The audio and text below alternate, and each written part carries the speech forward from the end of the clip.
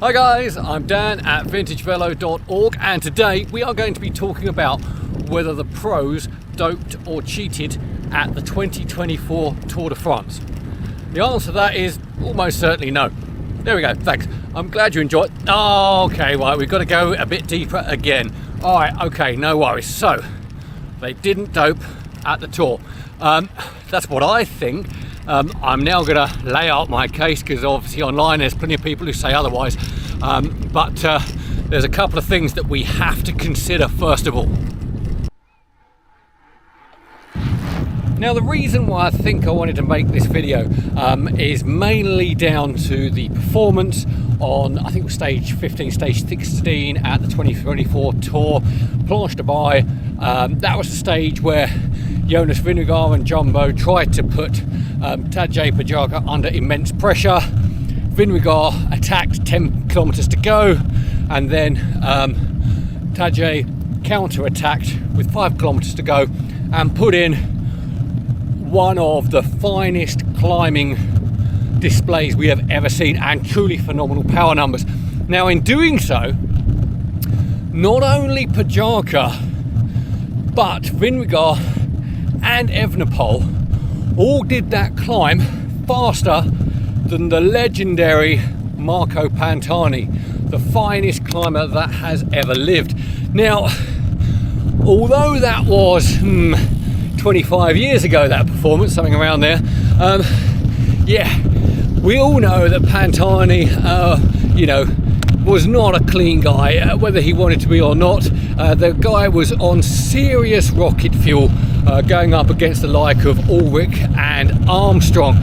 So that beggars the question, how on earth can his stellar performance be beaten by 3 current pros if they are not doping? So let's take a quick look at that. Now, first thing to dismiss, without a doubt, there's a lot of talk about hidden motor doping still going on, and whether they were using those and that was the reason. No, there was no hidden motor doping. Obviously no one got caught, nothing got found, and certainly this year, probably more so than ever, there was an awful lot of scrutiny of riders' bikes because of the amount of column inches given over to potential motor doping and hidden motors. And of course the UCI also brought out their new backscatter mobile portable X-ray machine, as well as its mobile in the back of a truck X-ray machine. So let's just put that one to one side. That really didn't happen. I think we can fairly say that didn't happen. So what we really got to talk about is the stuff that goes on inside a rider's body. So in a video I posted a couple of years ago about general doping in the pro peloton, I did touch on a few things that I felt about the reason why pros these days are going faster. This was a couple of years ago, and given modern developments, which we're going to go into in a moment, I actually wondered why they weren't going even faster than they are or were 2 years ago. So I'm going to break this down into 3 segments. First, bike tech. I mean, it definitely plays a role. We're going to come on to it in just a moment, but it's probably more than you think it is. Also, altitude, massive thing. Altitude and training in general, and then nutrition. When I say nutrition, I mean live data logging in training. That's where the key difference is. But first things first, let's talk about the bikes.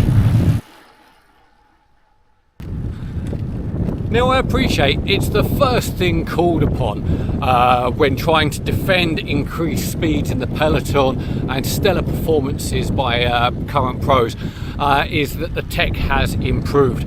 Now, without a doubt, absolutely has, but has it had that much of an effect? Well, going up that Planche de Baie, it's a serious, proper long climb, and if you take a modern super stiff lightweight bike and you compare it with this rather glorious Pantani replica from the famous 1998 Mercatoni Uno era.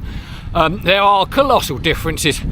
Now, first things first, it is still possible to take a regular Strava KOM on a bike like this. We did it last year on this very bike, on these very roads here in France. So, you know, that's not unreasonable.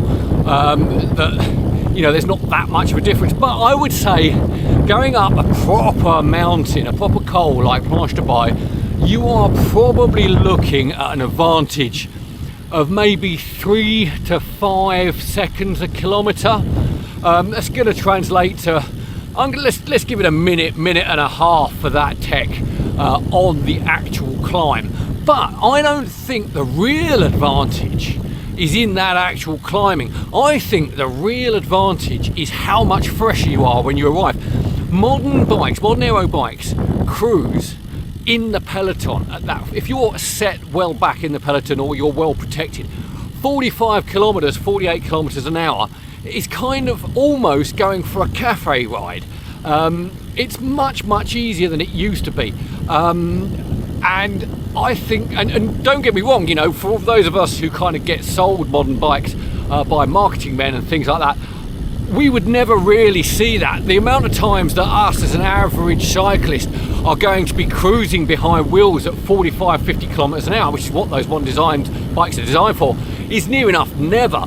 Yeah, we're going to notice it on a good downhill or something, but there's no chance we're really going to appreciate the definite benefits of being in a peloton. And I think those riders, those protected riders, are being delivered to the start of major climbs in way better, fresher condition than they ever were. And that's a major consideration for bike tech, that the riders are simply not as knackered when they hit those climbs.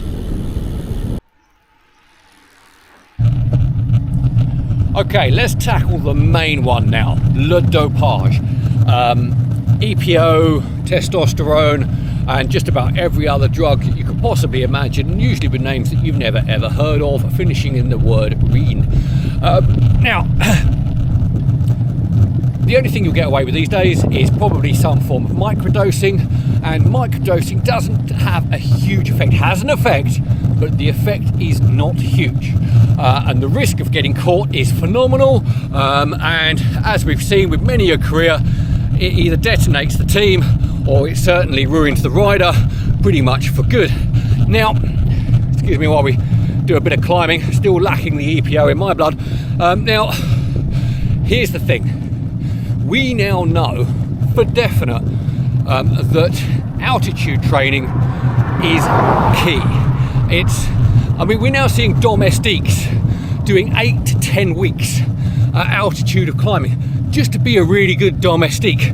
And we're also seeing long-term data that's showing if you do multiple altitude camps, you get a benefit that lasts considerably longer. So they're not just guessing at this stuff anymore. They really know how the altitude affects each rider. And again, altitude is very specific to the rider. So you need a few years of working with someone to really understand the effects of altitude camps on each rider. But, you know, these guys, they are racing less and less because they're spending so much time up at altitude. And the effect that has on the body's ability to create and use red blood cells and oxygenate the blood is phenomenal. So it's almost like, don't bother with the microdosing. We've aced being up at altitude, and with the right data, we're just repeating these cycles over and over again. And the key riders just almost live at those altitude camps on the run up to the big races. They know what they're doing. It's not guesswork anymore. They really know it. And that is a real trump card against EPO.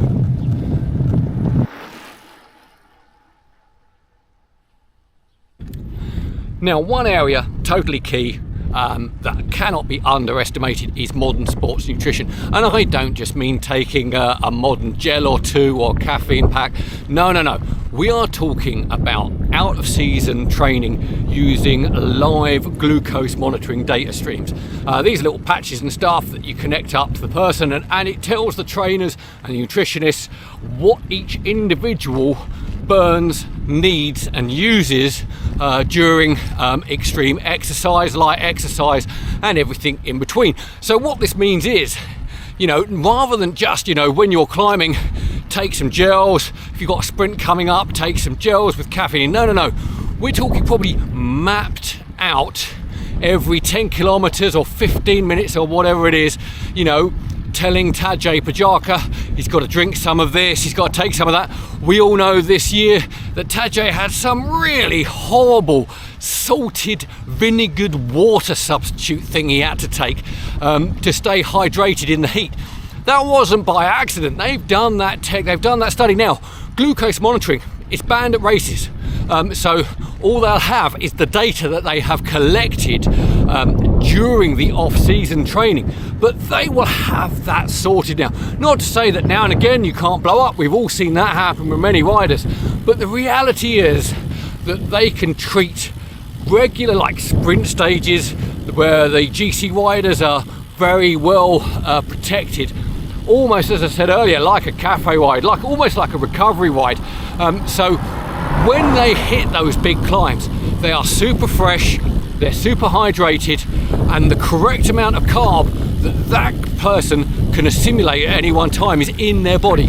And of course, as we know with carbs, you could take a lot more than we realise, certainly way more, at least 3 times more than back in Pantani's day, when, he was just eating some nice little fruitcakes. But hey, I bet they tasted nicer.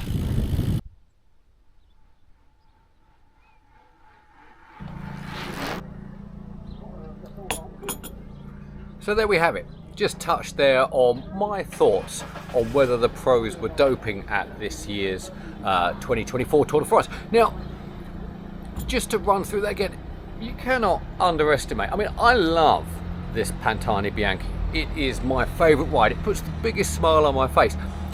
But when it comes to bike tech, consider Guillaume Martin's comments about his ever so slightly overweight Look 795 this year. He blamed his disastrous climbing on the fact that he was giving away 500 grams in frame weight overall, and that meant he couldn't climb with the best of them. Sour grapes maybe, but that is genuinely what he thought was holding him back. We understand, or at least the professionals really understand, what spending loads of time at altitude can have, and it is very similar. We've always known this, that altitude equates to mild EPO, but I think by repeated altitude camps they really know what they're doing. And let's not forget, it's completely legal. A couple of years ago we were all talking about ketones. I never bothered trying them, but loads of people, Jumbo Visma's dominance was always considered to be because they were slamming back the ketones. That seems to have dropped off now. I think that was maybe a bit of a red herring. Certainly Lance on his podcast on The Look is sponsored by ketone manufacturers, and he's always banging on about them. But I'm seeing a lot less talk about ketones these days. I may be wrong, as we know, I often am. But glucose monitoring, knowing what each rider can take, and knowing that riders can process so much more glycogen than we thought, so many more carbohydrates, as long as they keep it up gradually throughout every moment of every ride, can have a colossal difference. So those things combined with data, hard data, all the time data, and crunching that data is the reason why I think you see such stellar performances. And I'm pretty sure we're going to continue to see more stellar performances coming up, which is a shame for me because, hey, Pantani is my hero, and at last we're probably seeing more of his legendary records, albeit tainted, starting to drop. Anyway, I'm sure you won't agree with me there, but do like and subscribe for anything else that's cool to do with vintage bikes, and leave those comments below and tell me how wrong I am. Thanks a lot.